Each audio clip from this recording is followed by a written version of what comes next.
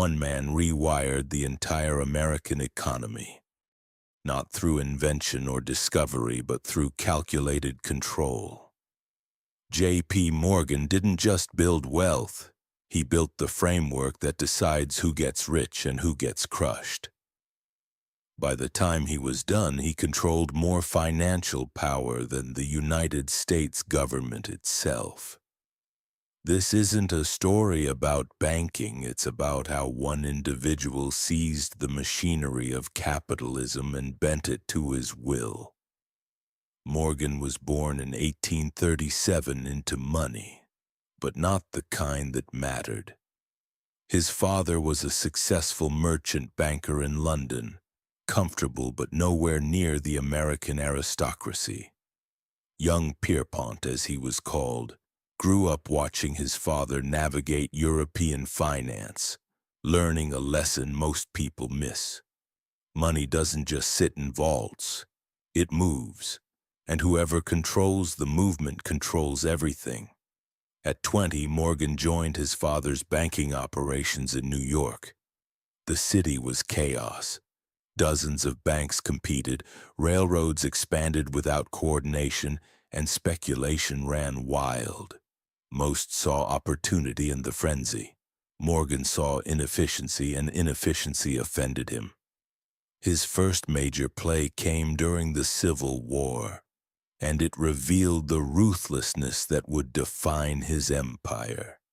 While Union soldiers fought with outdated rifles, Morgan financed a deal to buy defective carbines from an army arsenal at $3 each, then sold them back to a different Union general for $22 apiece. The rifles were known to misfire and injure soldiers. Morgan didn't care. The deal was legal, and legality was all that mattered to him. When the scandal broke, he paid no penalties. That's when he learned a critical truth. If you're big enough, rules become suggestions. But Morgan's real genius wasn't in war profiteering. It was in seeing what railroads actually were. Everyone else thought they were transportation companies. Morgan understood they were the circulatory system of the entire economy. Whoever controlled the rails controlled commerce itself. The problem was that railroad companies were tearing each other apart. Competing lines would slash prices to steal customers, triggering vicious rate wars that bankrupted everyone involved. Investors lost fortunes. Chaos ruled. Morgan hated chaos more than anything. So he didn't just invest in railroads. He took them over one by one, forcing rival executives into rooms and refusing to let them leave until they agreed to his terms. These weren't negotiations, they were submissions. Morgan would consolidate competing lines, eliminate redundant routes, and install his own people on the boards. He called it reorganization. Everyone else called it Morganization. By the 1890s, Morgan controlled the majority of America's rail network. If you wanted to ship goods across the country, you paid Morgan.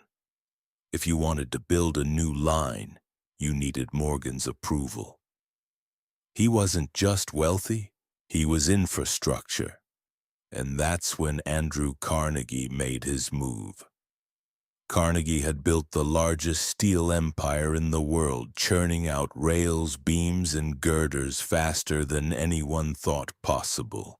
His factories operated at brutal efficiency, crushing competitors through sheer volume. But Carnegie was getting older, and whispers started spreading through Wall Street. He might sell. Morgan saw the opening immediately. Steel wasn't just another industry, it was the skeleton of modern civilization. Railroads needed it. Cities needed it. Armies needed it. Whoever controlled steel production controlled the future. In 1901, Morgan orchestrated the most audacious corporate takeover in history. He bought Carnegie Steel for $480 million, the largest transaction the world had ever seen. Then he merged it with a dozen other steel companies, creating U.S. Steel, the first billion-dollar corporation on Earth. It wasn't just big. It was a monopoly so vast it produced 67% of all American steel. Carnegie walked away with enough money to become one of history's great philanthropists. Morgan walked away with something far more valuable: control over the raw material of industrialization itself. Critics screamed, journalists wrote exposés, politicians threatened investigations. Morgan didn't flinch. He understood something they didn't. The government needed him more than he needed the government. That became brutally clear in 1907 when the entire financial system nearly collapsed. A series of bank runs triggered panic. Depositors rushed to withdraw their money. Banks that were solvent yesterday became insolvent today simply because everyone believed they would be. Credit froze. Businesses couldn't get loans. The stock market plunged. America was staring into the abyss. The government had no central bank, no mechanism to inject liquidity, no tools to stop the bleeding. So they turned to the one man who could. Morgan locked the most powerful bankers in America inside his library. Literally locked the doors. He told them nobody was leaving until they pooled enough money to stabilize the failing institutions. Some protested. Morgan didn't argue. He simply stated what would happen if they refused. Total collapse. Their banks included. They signed the agreements. Over several days, Morgan personally decided which banks would survive and which would die. He moved money between institutions like pieces on a chessboard, shoring up some, letting others fail. He wasn't acting as a banker anymore. He was acting as the central bank because no actual central bank existed. When the crisis ended, Morgan had saved the financial system. He'd also proven something terrifying. One private citizen had more power over the American economy than the elected government. That realization changed everything. Politicians who had tolerated Morgan's empire suddenly saw the danger. If one man could save the economy, one man could also destroy it. The calls for regulation grew louder. Trust-busting became popular. The very structure Morgan had built was now under attack. But Morgan had already reshaped the landscape permanently. The empire he constructed, the consolidations he forced, the systems he created, they didn't disappear just because people got uncomfortable. They evolved, adapted, and became the foundation of modern American finance. And the methods he pioneered, the way he wielded capital as a weapon, that playbook is still being used today by those who understand what Morgan understood. Money isn't the goal. Control is. The irony is that Morgan's greatest victory planted the seeds for his empire's limits. In 1913, just months before his death, Congress created the Federal Reserve. The institution was designed specifically to prevent another crisis where one private banker held the nation's fate in his hands. But here's what most people miss. The Federal Reserve didn't destroy Morgan's model. It institutionalized it. The same banks Morgan had consolidated, the same financial networks he'd built, they simply operated under a new regulatory framework. The power shifted from one man to a system, but the underlying structure remained. J.P. Morgan, the company, became J.P. Morgan Chase, now one of the largest banks on the planet. The steel monopoly fractured over decades, but the consolidation strategy Morgan pioneered became standard practice across every industry. What Morgan proved was something that still drives markets today. Scale creates power. Power attracts capital. Capital enables more consolidation.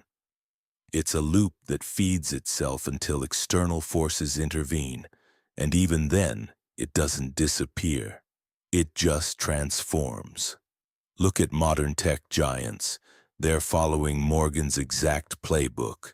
Buy competitors before they become threats. Integrate vertically to control supply chains. Leverage network effects to make competition nearly impossible. The tactics are identical, only the industries changed.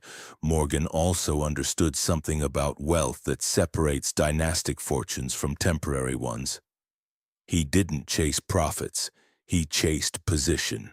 Profits fluctuate with markets. Position compounds across generations. When you control infrastructure, the underlying systems that everyone else needs to function, you're not just wealthy, you're essential. That's why his empire outlived him. It wasn't built on products that could become obsolete or trends that could fade. It was built on foundations.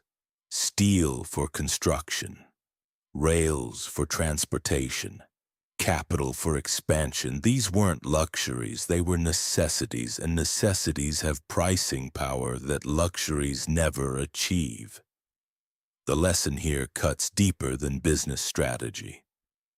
Morgan operated in an era with almost no financial regulation, no securities laws, no real oversight. He could do things that are literally illegal today.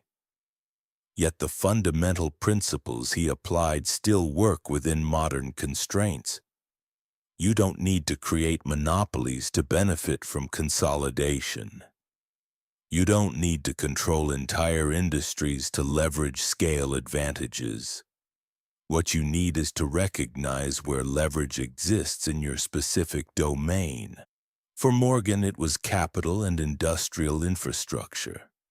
For others, it might be data, distribution networks, or specialized expertise.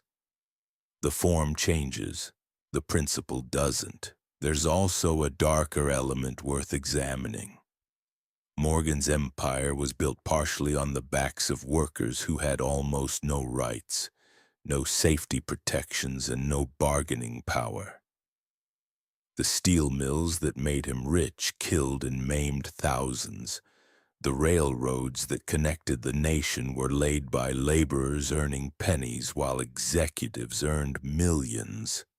This wasn't incidental to his success, it was structural. Look at modern tech giants. They're following Morgan's exact playbook. Buy competitors before they become threats. Integrate vertically to control supply chains. Leverage network effects to make competition nearly impossible. The tactics are identical. Only the industries changed. Morgan also understood something about wealth that separates dynastic fortunes from temporary ones. He didn't chase profits. He chased position. Profits fluctuate with markets. Position compounds across generations.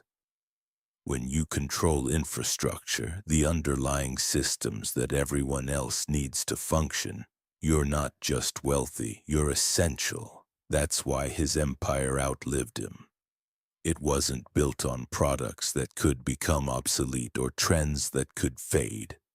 It was built on foundations: steel for construction, rails for transportation, capital for expansion. These weren't luxuries, they were necessities, and necessities have pricing power that luxuries never achieve. The lesson here cuts deeper than business strategy. Morgan operated in an era with almost no financial regulation, no securities laws, no real oversight. He could do things that are literally illegal today. Yet the fundamental principles he applied still work within modern constraints. You don't need to create monopolies to benefit from consolidation. You don't need to control entire industries to leverage scale advantages. What you need is to recognize where leverage exists in your specific domain. For Morgan, it was capital and industrial infrastructure. For others, it might be data, distribution networks, or specialized expertise. The form changes. The principle doesn't. There's also a darker element worth examining. Morgan's empire was built partially on the backs of workers who had almost no rights, no safety protections, and no bargaining power. The steel mills that made him rich killed and maimed thousands. The railroads that connected the nation were laid by laborers earning pennies while executives earned millions. This wasn't incidental to his success, it was structural. That raises uncomfortable questions about how much of extreme wealth accumulation requires exploiting imbalances in power. Morgan would have argued he was creating progress, that the industries he built employed millions and modernized America. Both things can be true simultaneously. He did drive industrialization forward. He also extracted enormous wealth from a system designed to benefit people like him. Modern parallels aren't hard to find.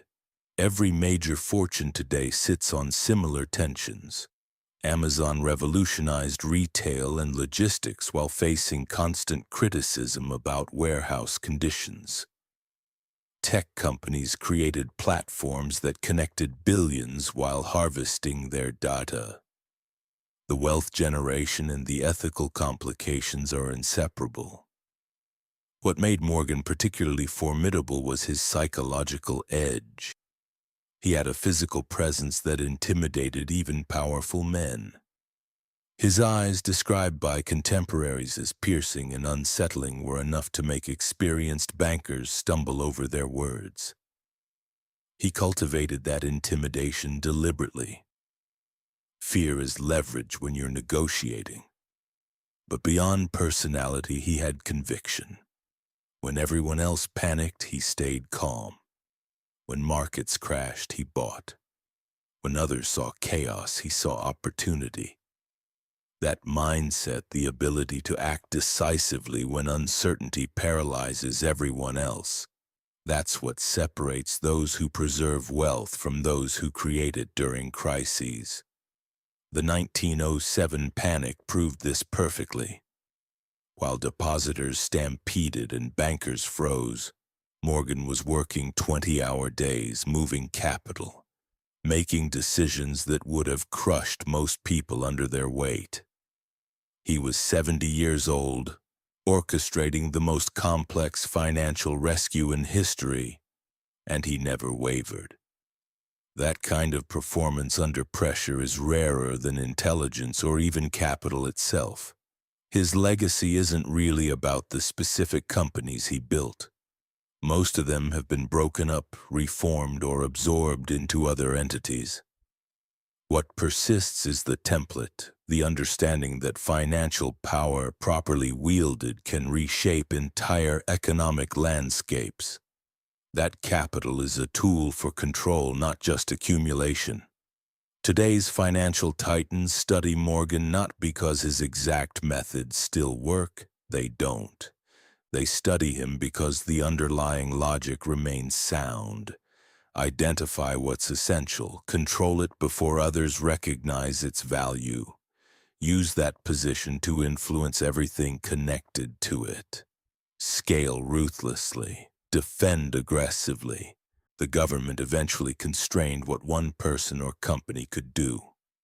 Antitrust laws, financial regulations, labor protections. These all emerged partially as responses to figures like Morgan. Society decided that unchecked economic power was dangerous, even when wielded by someone competent. But here's the thing about constraints. They don't eliminate the game, they just change the rules. And those who understand the new rules best still accumulate staggering power. Morgan died wealthy beyond measure, but he died watching his empire face challenges he couldn't intimidate away. That might be the final lesson. No position is permanent. Markets evolve, regulations emerge, public opinion shifts. The question isn't whether your advantage will be challenged. It's whether you've built something resilient enough to survive that challenge. Morgan did. His name still opens doors on Wall Street over a century later. That's dynasty thinking. That's how you turn one lifetime of dominance into generations of influence. Morgan's story isn't about admiring ruthlessness. It's about understanding how power actually works. He didn't invent capitalism, he just played it better than anyone else, recognizing that whoever controls the essential infrastructure controls everything built on top of it. The systems he created are still here. They've been reformed, regulated, and rebranded, but the underlying logic remains unchanged. Capital flows toward consolidation. Scale creates insurmountable advantages. Position beats profit when you're thinking in generations instead of quarters. Every modern empire, whether in technology, finance, or industry, is following variations of Morgan's blueprint. They've adapted the tactics to fit new regulations in different industries, but the core strategy is identical. Control what others need. Make yourself essential. Build moats so wide that competition becomes theoretical rather than practical. The most unsettling part isn't that one man accumulated so much power, it's how easily that power transferred into institutional form after his death. The Federal Reserve didn't dismantle his empire. It absorbed the lesson. Sometimes the most effective way to limit dangerous power isn't to destroy it, but to make it official. That's Morgan's real legacy. Not the companies he built or the fortunes he made, but the proof that understanding leverage matters more than having resources. He started with advantages, sure, but plenty of wealthy men accomplished nothing. Morgan rewired the economy because he saw what others missed and acted while they hesitated.